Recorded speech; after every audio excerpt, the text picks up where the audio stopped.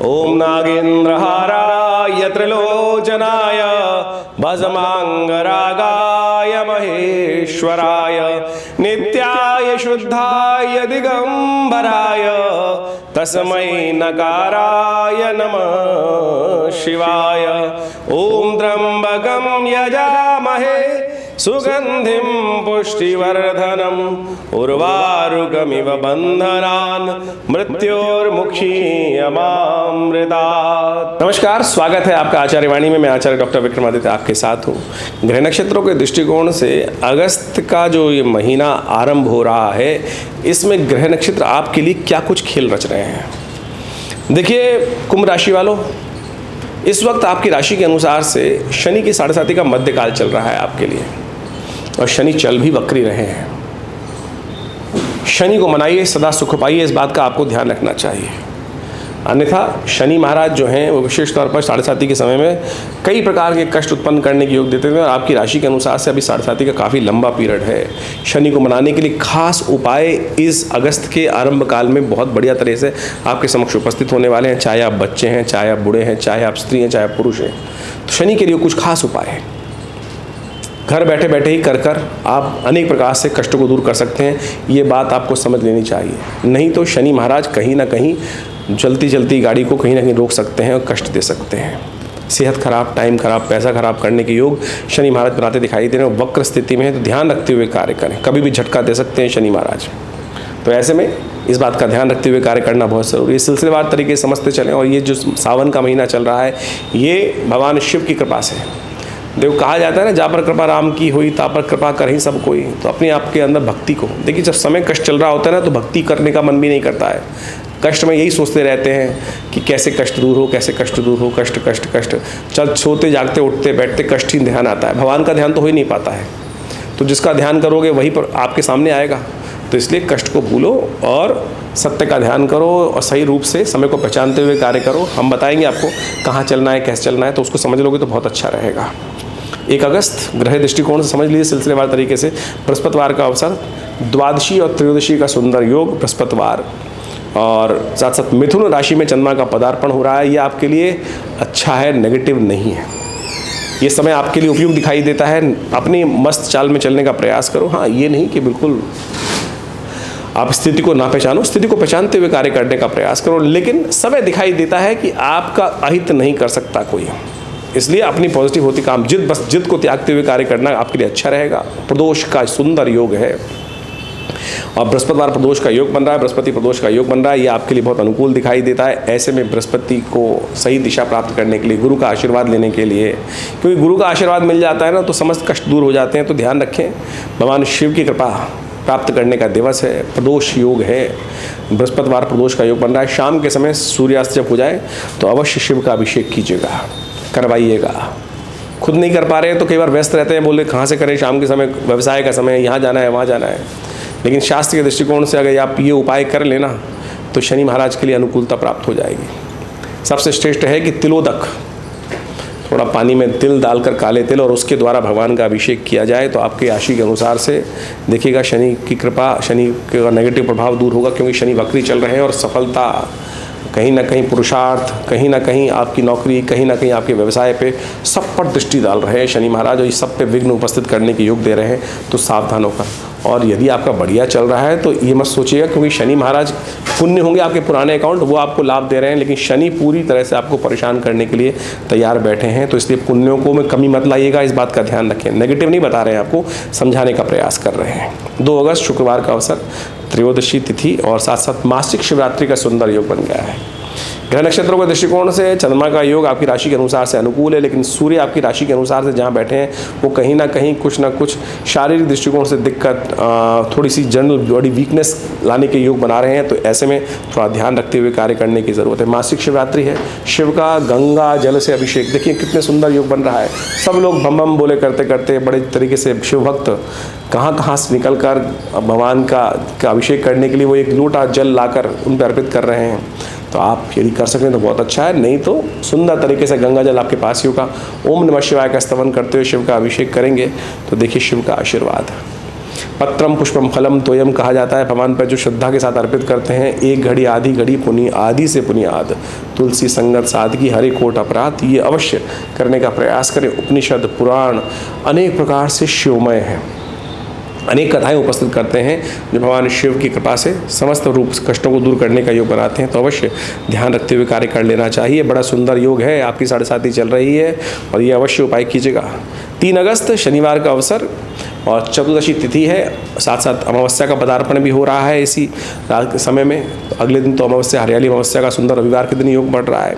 लेकिन जो उपाय हम आपको बताने जा रहे हैं, समझ लीजिए क्योंकि 7.5 चल रही है आपकी, ये उपाय इस दिन कर लेंगे तो आपके लिए अच्छा रहेगा, क्योंकि रविवार को ये उपाय कर नहीं सकते हैं आप।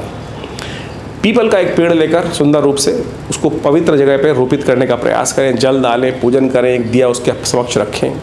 साक्षात भगवान विष्णु स्वरूप कहा जाता है और उस दिन महालक्ष्मी के साथ भगवान विष्णु उस पीपल में विराजते हैं और कहा जाता है कि भगवान शनि भी उससे प्रसन्न होते हैं और शिव का आशीर्वाद तो मिलता ही है। तो अवश्य इस सुंदर तिथि में करने का प्रयास कर लीजिए और जब तक 7.5 चले, मैं तो कहूँगा हमेशा के लिए उसको पल्लवित करने का प्रयास करें, उसका पालन करने का प्रयास करें। रविवार को मत छुआ कीजिए, बाकी दिन सब करेंगे तो देखिए शनि का उपाय कितने ही करते रहें, ये कर लेंगे ना तो इससे श्रेष्ठ कुछ नहीं है। अवश्य करने का प्रयास कीजिए। हींग लगे ना फिटकरी रंग चोखा होगा, ये उपाय आपके लिए ध्यान रखते हुए करना। देखिए हमारे यहाँ भारतीय संस्कृति में 3-4 तरह के उपाय बताए जाते हैं। एक तो कहा जाता है व्रत करना, मंत्र जप करना, दान करना और औषधि संबंधित उपाय, वनस्पति संबंधित उपाय, ये सब शास्त्रोक्त है। इसका ध्यान रखते हुए करें तो देखिए बहुत सुंदर रहेगा आपके लिए। 4 तारीख का अवसर रविवार, अमावस्या तिथि और हरियाली अमावस्या का योग है। और ऐसी अमावस्या और ये जो विशेष तौर पर रविवार का योग बन रहा है, ये बहुत सुंदर है। रवि पुष्य योग बन गया है, ऐसे में सर्वार्थ सिद्धि योग बन गया है। और ऐसे में आपकी नक्ष राशियों के अनुसार से देखें तो इस वक्त सूर्य इत्यादि आपके लिए थोड़ा सा ग्रह जो है वो कहीं ना कहीं कष्ट दे रहा है। चंद्रमा और दोनों के दोनों सूर्य जो है वह 6ठे भाव में विराजमान है। ये स्वास्थ्य के दृष्टिकोण से ठीक नहीं बनता है योग। एंजाइटी, वरीज, अननेसेसरी के शत्रुता बढ़ाने के योग बनाते हैं। तो ऐसे में कुछ उपाय करना चाहिए आपको। हल्का सा एक चांदी के लोटे में या स्टील के लोटे में थोड़ा सा दूध डाल के, थोड़ा सा जल डाल के, थोड़ा सा तिल डाल के, थोड़ा सा विशेष तौर पर एक पीला पुष्प डालकर भगवान सूर्य को को अर्घ देना चाहिए। ओम घृणी सूर्य आदित्याय नमः, इस मंत्र का जप करें। नमक का दान करें, गेहूं का दान करें, ये अच्छा रहेगा। और विशेष तौर पर थोड़ा सा अपने शरीर को शक्ति देने का प्रयास करें। और इसको सब कार्य करने से आपके लिए शारीरिक तौर पे कष्ट दूर होने के योग भी बनेंगे, अच्छा रहेगा। 5 अगस्त का अवसर सोमवार की तिथि और प्रतिपदा शुक्ल पक्ष आरंभ हो रहा है इस दिन। बुध इस दिन वक्री हो रहे हैं और सुबह 10:30 बजे के आसपास जो आपकी राशि में सप्तम भाव में चल रहे हैं और वहाँ से वक्री होने की स्थिति बनाएंगे, जो वो आपके लिए विशेष तौर पर समझने वाली बात है। बुध जो है वो बड़े विचित्र प्रकार के कॉम्बिनेशन आपकी राशि में करते हैं, मैनेजमेंट को सिखाते हैं, संभालने की चीज़ देते हैं। इन दिनों आपके लिए पॉजिटिव थे, वो वक्री हो जाएंगे, अभी अस्त नहीं हुए, कुछ दिन बाद अस्त भी होंगे। तो ऐसे में जब तक वक्री हो रहे हैं ये स्थितियों कार्यों को सुनियोजित करने का रास्ता बना सकते हैं।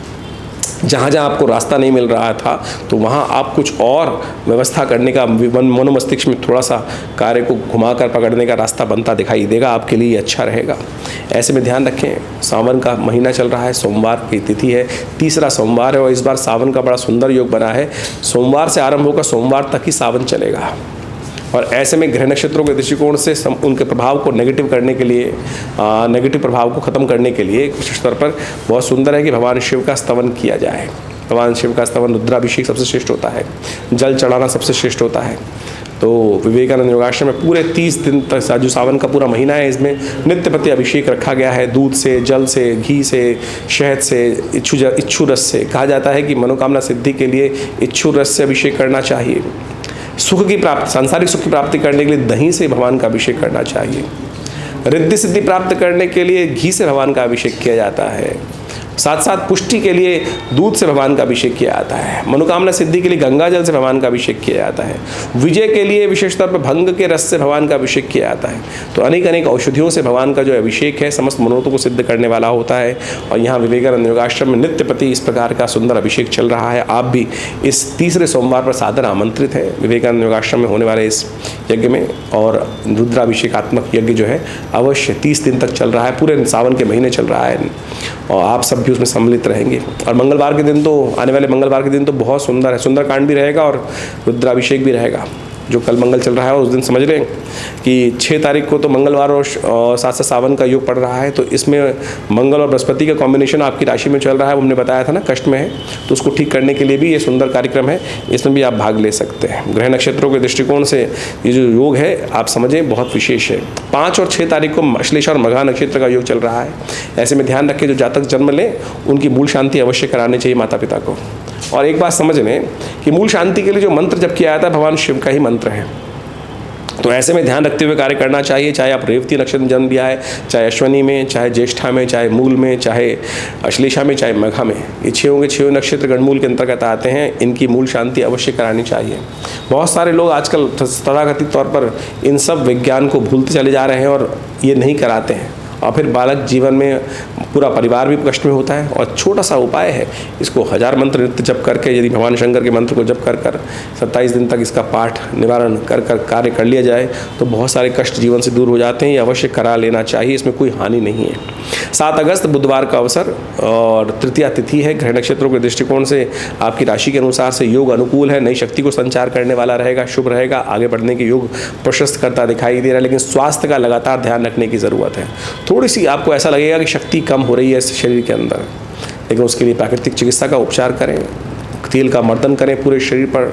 सावन का महीना चल रहा है और खूब अच्छे से स्टीम लेकर प्राकृतिक चिकित्सा का लाभ ले सकते हैं। विवेकानंद योगाश्रम इस क्षेत्र में भी कार्य कर रहा है, बहुत बड़ा प्राकृतिक चिकित्सा आयुर्वेद का एक संस्थान हॉस्पिटल है 100 बेड का, वहाँ पर भी आप स्वास्थ्य का लाभ ले सकते हैं। प्राकृतिक जितने प्राकृतिक रहेंगे ना उतना अच्छा रहेगा। और शनि महाराज आपकी 7.5 जो बना रहे हैं वो कहते हैं प्रकृति के साथ जुड़ो, प्रकृति के साथ काम करने का प्रयास करो। हर चीज़ में वो मॉडर्न साइंस एलोपैथी की गोली के चक्कर में ना फंसो। तो स्वास्थ्य के दृष्टिकोण में ध्यान रखते हुए प्रकृति का साथ कहा जाता है। शनि स्तोत्र का प्रार्थना करते हुए नित्यम योग रताय च, शनि योगरत हैं और जो योग रहते हैं शनि उनको कष्ट नहीं देते। ध्यान रखते हुए कार्य करने का आपको प्रयास करना चाहिए। 8 तारीख का दिन परिवर्तन का दिन है और ये आपके लिए बहुत अनुकूल दिखाई देता है। बृहस्पति के साथ चंद्रमा का संबंध रहेगा, बंधा तो महसूस करेंगे, लेकिन ध्यान रखें ये ध्यान रखिएगा आपके लिए लाभ का मार्ग भी बन सकता है। आमदनी के जरिया बढ़ाने का रास्ता अवश्य बनता दिखाई देगा। जो 8, 9, 10 तारीख है इनमें विशेष तौर पर कोई ना कोई पॉजिटिव रिजल्ट्स आपको प्राप्त हो सकते हैं। बस यदि आप शनि का उपाय करते रहें तो अच्छा रहेगा। भगवान गणेश का स्तवन करना, उनका मंत्र जप करना आपके लिए अच्छा है। 9 तारीख का अवसर शुक्रवार पंचमी तिथि है और ऐसे में ग्रह नक्षत्र आपके लिए पॉजिटिव रिजल्ट देने के योग बना रहे हैं। वहीं 10 अगस्त की हम बात करें तो शनिवार है और शनि महाराज जैसा आपको कहा कि थोड़े से नेगेटिव हैं, उनको ठीक करना बहुत ज़रूरी है क्योंकि अभी आने वाले करीब 4 साल जो है वो आपके 7.5 वाले योग बना रहे हैं। तो ऐसे में शनि का उपाय अवश्य करें। ये सावन का महीना चल रहा है और सावन के महीने में विशेष तौर पर भगवान शंकर का अभिषेक तिल के जल से, थोड़े काले तिल लेकर लोटे में डाल दीजिए, उससे अभिषेक कर लिया कीजिए। नित्यपति कर लीजिए, मैं तो कहूँगा नित्यपति करने का प्रयास करें।